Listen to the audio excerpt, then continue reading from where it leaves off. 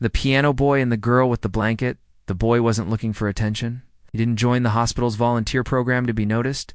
He just wanted to help quietly, gently, without making noise. And the one thing he knew how to do best was play the piano. Every Saturday, he came in wearing his old hoodie and jeans. He would roll the small hospital piano, which squeaked on one side through the quiet hallways. Sometimes nurses smiled, sometimes patients peeked from their doors, but mostly the hospital felt heavy, like the walls carried people's pain. He never expected anyone to really listen, but one morning, while playing near the children's wing, he noticed a girl in a wheelchair. She sat by her door, wrapped in a soft blue blanket that covered her legs completely. Her hair was short, her face pale, and her eyes too serious for her age. She didn't clap, didn't smile. She just stared at the keys as if they were something from a dream. The boy looked away, kept playing, and moved on. But something about her eyes stayed with him. Even after he went home that evening, the next week, he saw her again, same spot. Same blanket, this time. He paused, gave her a small nod, made a gentle melody he remembered from his childhood. It wasn't a famous song, just something simple and warm, and something changed. Her fingers, which were curled into the blanket, twitched, her mouth moved slightly, and for the first time, she smiled just a little. Not wide or bright, but real. He didn't say anything.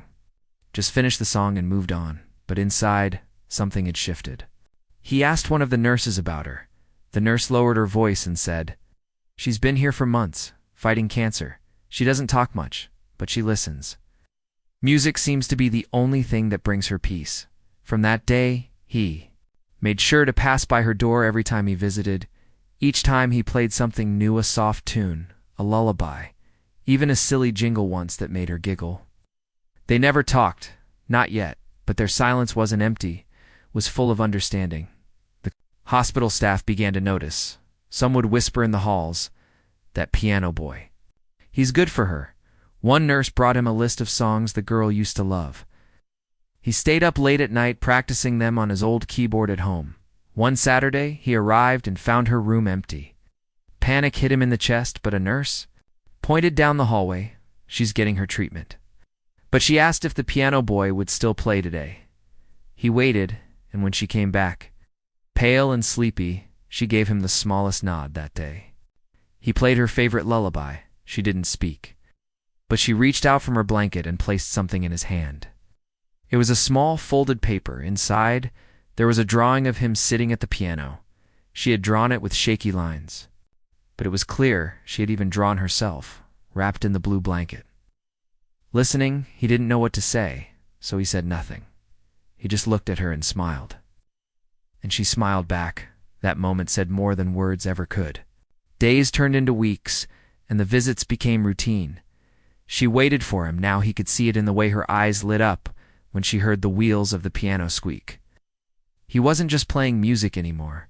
He was giving her something no doctor or medicine could give: comfort, normalcy, and quiet joy. Some visitors began stopping to listen to. One mother whispered, "It's like the music makes this place less scary," but for the boy. There was only one listener who mattered: the girl with the blanket. Every time she smiled, he knew he was doing something right. He never asked her about her illness. He never needed to. Their friendship wasn't built on talking about pain. It was built on moments of peace shared through music. As the days passed, the hospital became a second home to him. But he didn't realize how deep their bond had become. Not until the day she asked him, with a faint voice and tired smile, "Will you play one last song for me? Someday?" At the time, he didn't know what she meant, but soon he would. And the music would never sound the same again. The boy didn't know how to describe their friendship. It wasn't loud, it wasn't full of long talks or laughter, but every time he wheeled that old piano down the hallway, he felt pulled toward her room, like her silence had become a rhythm he understood. She sat in her wheelchair near the window most days, always with that blue blanket over her legs. Sometimes she was sketching in a little notebook. Other times just watching the clouds, but whenever she heard the piano's first note, her head would turn. Slowly but surely, the hospital had rules. No long visits, no lingering in patient rooms. But somehow, Those rules bent for the boy. Even the nurses began to look the other way when he stayed a little longer. Everyone could see it. This wasn't just music anymore. This was something rare, something gentle, something real. One day, after finishing a soft melody, he paused. She looked up at him, and for the first time, she spoke. "You learned that? One just for me, didn't you?" Her voice was thin, like wind through dry leaves. But steady, he nodded. Not trusting his own voice, she smiled, then said, "Thank you, Piano Boy." That became her name for him, Piano Boy, and he called her Blue Blanket Girl. Though never out loud, he didn't even know her full name, but somehow it didn't matter.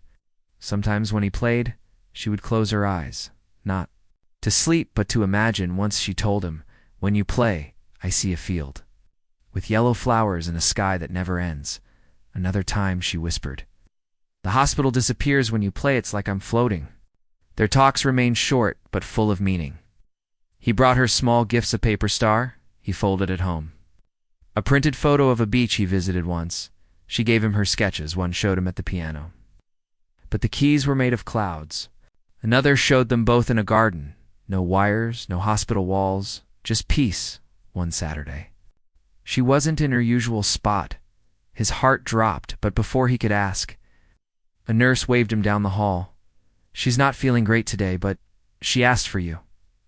He walked in slowly, holding the portable keyboard he now brought for moments. Like this, she lay in bed, her eyes half open, blanket tucked to her chin. But when he sat beside her and played the first note, her eyes opened wider. She listened to every note, her fingers moving slightly like she was playing along in her mind. After the song, she said, "You know, this music makes the pain quieter." He didn't know what to say, so he just nodded. What do you say to someone that brave? What words are enough when music has already said everything that day? Before he left, she reached into her blanket and handed him another sketch. It was of him holding a candle, surrounded by stars. At the bottom, she had written in small letters, "Your music brings light." Even when I'm in the dark, he stared at it for a long time after leaving the room back home. He pinned it above his keyboard. He stopped playing just for practice after that. Now he played for something more, for someone who needed every note like a lifeline. Their friendship stayed private, quiet, unspoken to the world, but inside the hospital walls, it grew stronger. Doctors noticed she seemed more calm on the days he came. Her parents, tired and soft-spoken, once stopped him in the hallway. "Thank you," her father said. "You give her something none of us can." The boy didn't know how to respond. He just smiled, nodded, and kept rolling that old piano down the hall. In a place full of needles, machines, and sadness, they had found something beautiful. A soft corner of joy hidden between chords and sketches. Neither of them called it friendship out loud. But it was the kind of bond that didn't need a name, just music, a blanket, and to people who met at the exact right moment, even if it was for a little while. It was real, and sometimes that's more than enough. The days passed slowly in the hospital, but for the boy and the girl with the blanket, those hours held moments they would never forget. It started with little things. One day, while playing near her door, he noticed she had colored the edge of her blanket with tiny stars. They were drawn with a blue panavan, childlike, but full of life. When he asked about it, she said, "They help me feel like I'm still under the sky." That simple answer stayed with him from then on. Every song he played felt like he was reaching for the stars for her. One Saturday, he brought a music sheet he had written himself. It wasn't perfect, but it was a soft tune he created late at night while thinking about her when he played it. She closed her eyes and listened as if it were the only thing in the world. When the last note faded, she whispered, "That's my favorite one now." The boy didn't know how to read her illness. Sometimes she looked stronger, even joked a little. Other times her hands trembled, her voice faded. But no matter how she felt, she always waited for his music. One day he arrived with a surprise. He had brought a small wind chime made of seashells. "I thought maybe you'd like to hear music even when I'm not here," he said, hanging it by her window. The shells clicked gently in the breeze, and she smiled wider than he'd ever seen before.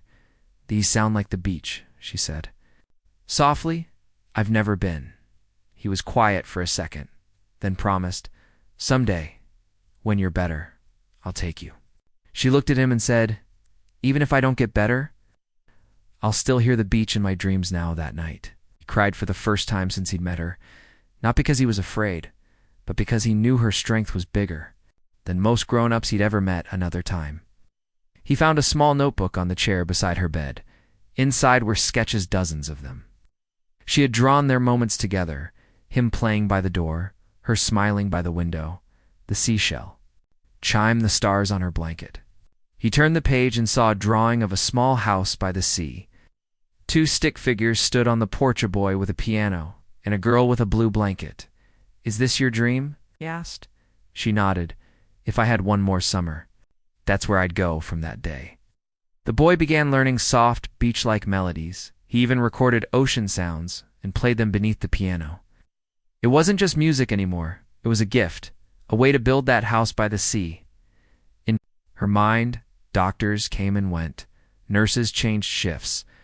Machines beeped and lights flickered. But inside her room, time slowed down every Saturday.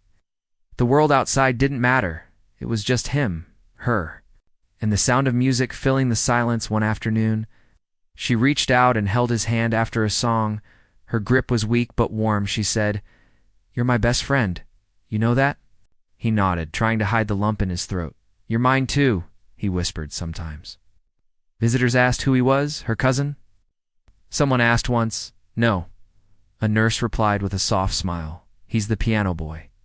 Her reason to smile, moments like that, small, quiet, and honest, meant everything. They never had to say goodbye after each visit because somehow they knew they'd always see each other again at least one more time. He never stayed too long. Always careful not to tire her out. But even on the days he had exams or days it rained too hard to ride his bike, he still came, sometimes just to play one short tune and wave through the window.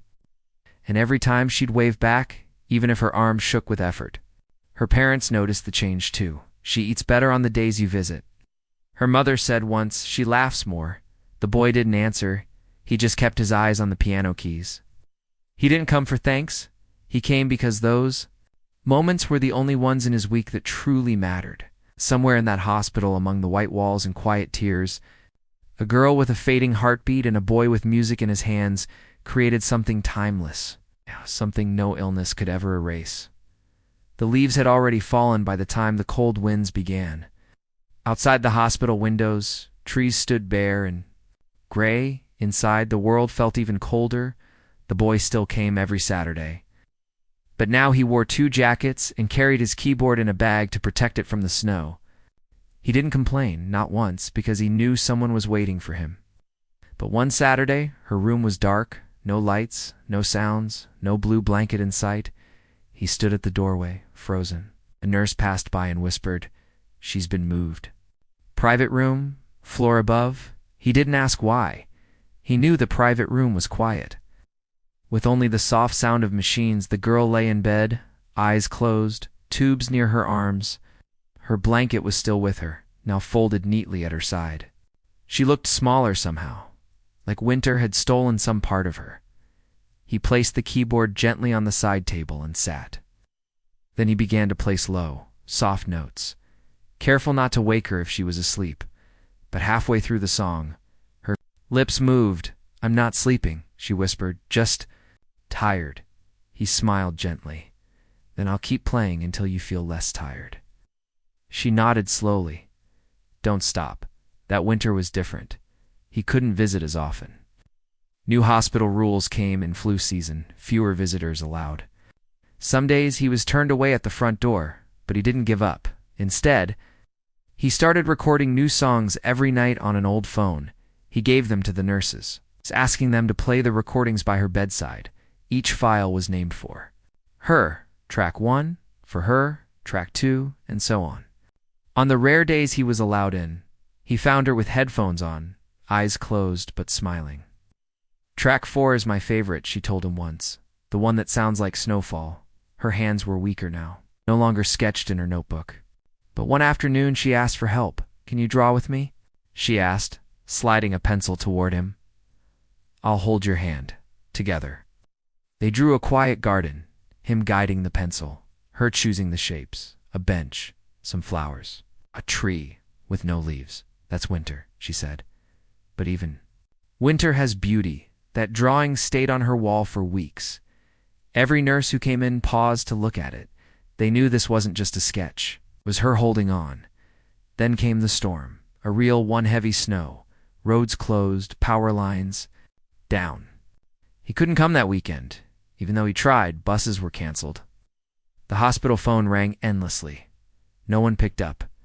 He sat by his window at home, holding the keyboard in his lap, fingers resting on the keys, but he couldn't play. All he could do was stare at the snow, wondering if she was okay. If she was warm, if she missed the music. By Monday, the roads cleared. Ran through the hospital doors, breath fogging in the air. The nurse at the desk smiled kindly but slowly. "She's been asking for you." He rushed up to her room. She looked pale but awake, blanket back over her legs, headphones beside her pillow, track 7. He asked. She smiled weakly. Didn't like it. Too sad. He laughed. And she laughed too, even if it made her cough. "You know," she whispered, "I had a dream. You were playing in a garden, and I wasn't sick anymore." He nodded, eyes full of quiet emotion. "I think I dreamed the same thing." That night, he stayed longer than usual. The nurses didn't say a word. They just dimmed the lights and let the music fill the air. He played her that new melody, the one he never recorded. It had no name, no beginning, no ending, just soft notes, drifting like snow on a silent night. And for that hour, the winter didn't feel so hard. The world outside was cold, but the room was warm because sometimes music is enough. Enough to carry someone through the darkest season, even if only for one more song.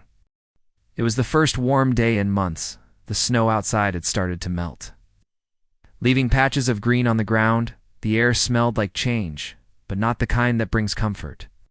The boy walked into the hospital with a feeling he couldn't explain. Not fear, not sadness, just a heaviness in his chest that made each step slower. He carried his keyboard as always, but this time, he didn't plug in his headphones. He wanted to hear the world around him, just in case something was different. When he reached her room, the door was open. Inside, the lights were soft, the curtains pulled back to let in the afternoon sun. She was awake, propped up by pillows, her blue blanket folded over her lap like always. But something had changed. Her cheeks looked thinner, her hands more still. Her eyes, though, were wide and waiting, like she had been holding on for this moment. He stepped in, offered a small smile. "Hey," he said gently. "Hey," she replied, voice lighter than a whisper. "I thought maybe today you wouldn't come." "Never," he said, setting up the keyboard beside her bed. "I'll always come," she smiled, a slow one that reached her eyes. "I want to ask you something. Something important," she said. He paused, nodding. "I want you to play one last song for me." His hands froze for a second, not because she said last, but because of the way she said it, like she had already decided. "Anything," he said, forcing the words through his dry throat. "You name it." "No," she whispered. "I don't want a song I know. I want you to play something you feel, something just for this moment. No sheet, no plan, just you and the music." He sat down slowly, his fingers hovered over the keys. Unsure, he looked at her, and she gave him the smallest nod. Just let it happen, so he closed his eyes. And he let go. The notes came slowly at first, like raindrops on glass, then they flowed into each other, like a stream finding its path. He didn't think, didn't try to make it beautiful. He just played for her, only her. She watched him, not blinking, every movement of his hand, every sound that left the keys. She drank it in like it was the last warmth she would ever feel. The music filled the small room. It touched the walls, danced on the windows, and settled into the folds of her blanket. Nurses paused outside the door, one placing a hand over her heart. Her parents stood quietly by the corner, not speaking. Not moving, the melody rose and fell, soft but steady, like goodbye without the word, like love without the need for explanation. And when it finally slowed, when the last note stretched into silence, he opened his eyes, and she was still looking at him. still smiling. That was perfect. She said exactly what I needed. He reached for her hand, and she let him hold it. Her fingers were cold, but calm.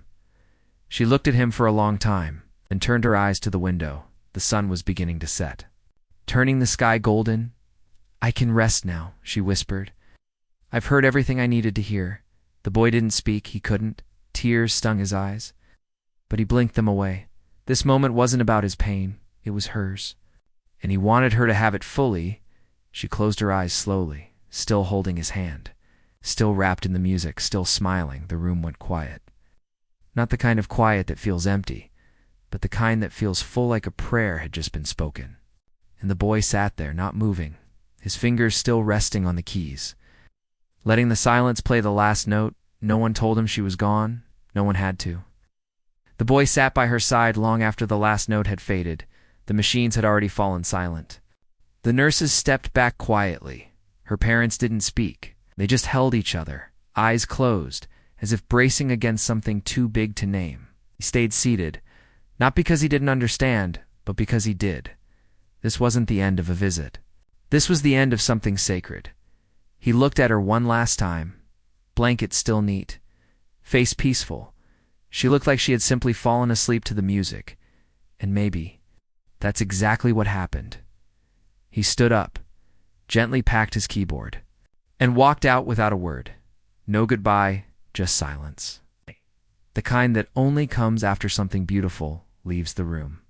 That night, he didn't sleep. He placed his keyboard on his lap and stared at it in the dark. His fingers hovered above the keys, but he didn't play. He didn't know what to play. The next day, he went to the park, sat on a bench under the old trees where spring buds had just started to grow. He brought his keyboard with him. It's not to perform, but to remember. He placed his fingers on the keys and closed his eyes. And then he let go. There were no lyrics, no chords written down, just sound, emotion, memory, and something more. It started as a whisper, like a soft breath of wind through the trees. Then it grew a slow swell of feeling, not sadness. Not yet, but longing. He remembered her drawings, her voice, the way she smiled with her eyes, the sound of her laughter when the wind chime tapped the window, the softness in her voice when she called him piano boy. All of it came through the music. Without words, without thought, people in the park stopped walking. Some sat on the grass to listen. Even the birds seemed quieter. It was as if the world had paused to listen to her song through him when the last note faded into the breeze.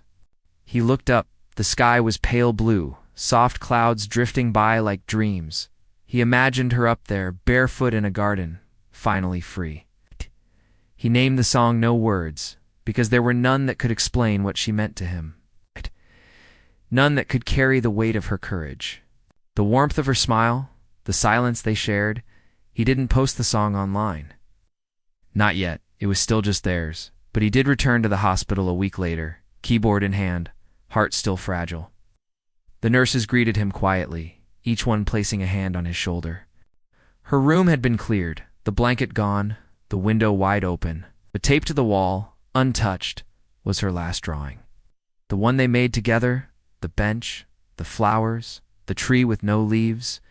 He asked the head nurse if he could leave something behind. She nodded, eyes red.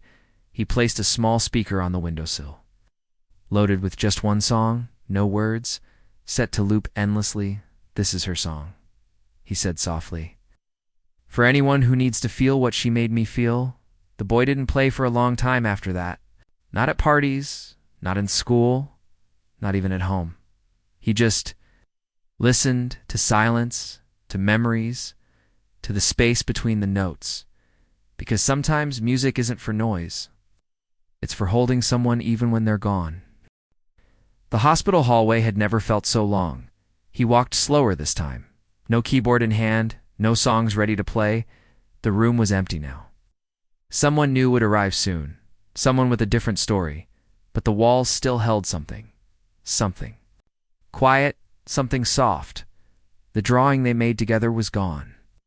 Only the marks from old tape remained, but in his heart, every line, every pencil stroke, still lived. He sat down on the bench outside the room, the same bench where her parents used to wait. The air smelled like bleach and flowers, a strange mix of clean and goodbye. A nurse who had known her for months walked by and placed something gently. In his lap, it was her sketchbook. He looked up in surprise. "She wanted you to have it," the nurse whispered. He held it with both hands like it was made of glass. His fingers turned the pages slowly. Drawing after drawing, some he'd never seen. One of them showed a boy sitting at a piano with wings on his back. Another showed a pair of hands reaching into the stars, and on the last page she had written 5 small words. "Don't forget me, okay?" He didn't cry then, not yet. His throat closed, and his hands shook. But the tears didn't come until later, until he walked out of the hospital and into the open air. And the wind felt like it carried her voice that night. He took the sketchbook home and laid it beside his keyboard. He stared at it for a long time before finally sitting down. Not to play, just to be near the sound again. His fingers touched the keys softly, almost afraid, but then he played her melody. The one from that day of the last song she had asked for, and as the music filled the room, he finally let go. Tears ran freely, because he realized something. She didn't just ask for a song. She asked him to remember, to keep something alive. Even when she wasn't, the next day he went back to the park with his keyboard. This time, he didn't sit on the bench alone. A few people gathered around, strangers, some with coffee cups, some with tired eyes, and he played. He didn't say a word, but every note told a story. Of a girl who smiled through pain, of a friendship built without names, of silence that meant more than words ever could. When he finished, an older woman walked up to him. She didn't ask who the song was for. She just said, "That felt like goodbye." He nodded. It was, words spread slowly, about the boy who played music that felt like memory, that felt like someone had left something beautiful behind. He still visited the hospital sometimes, not to play, just to sit. Sometimes he'd pass by her room and place a single flower on the windowsill. White, always white, because she once said white flowers looked like frozen stars. And in those quiet visits he found peace, because her eyes had closed forever, but the way she saw the world, the way she made others feel, had not. She had left behind something more powerful than breath. She had left music in his hands and purpose in his heart. It had been a year. A full year since the girl with the blanket closed her eyes for the last time. The boy still visited the hospital now and then. But it wasn't the same. Her room had a new patient. The wind chime was gone. The bench where he used to rest between songs was replaced with a cabinet, but the speaker he left on the windowsill that still played. Her song, no words, still looped gently in the background. Sometimes nurses would pause to listen. Sometimes visitors would ask, who wrote that? And the answer was always the same. A boy, for someone who changed him. He hadn't played much outside since the funeral, but one afternoon, while walking through town, he noticed a poster on a cafe wall, Local Youth Talent Night. Share the song that means the most to you. He stood there staring at it, hands in his pockets. Heart unsure, then without thinking, he pulled out his phone and signed up. That Friday, the cafe was packed. Small stage, soft lights, clinking mugs, and quiet chatter. He was the last to play. When his name was called, he walked slowly to the stage, keyboard in hand. He sat, adjusted the mic, and stared at the keys for a long second. Then he spoke, voice steady but soft. This song doesn't have lyrics. It doesn't have a title that makes sense, but it's for someone who taught me what real courage looks like. He didn't say her name. He didn't have to. The first note rang out like a memory, soft, warm, familiar. The crowd went silent. Even the barista stopped pouring coffee. Each note carried more than just sound. It carried drawings on hospital walls, laughter between soft beeps of machines, blankets wrapped around thin shoulders, and dreams of oceans never seen. The music told a story of friendship, loss, hope, and something deeper than goodbye. When the last note faded, the crowd didn't clap right away.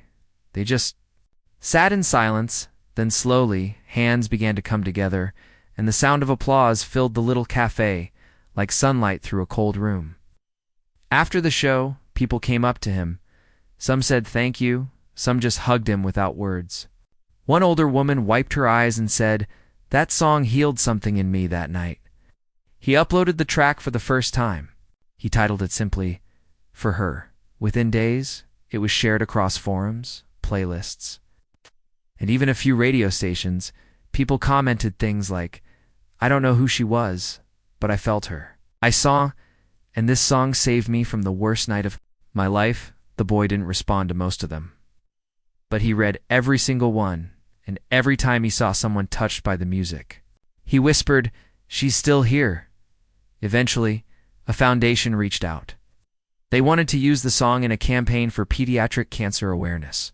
He agreed, not for fame, not for money, but because she would have smiled at the thought of helping other kids like her. A year later, he returned to the same park bench where he once played after her death.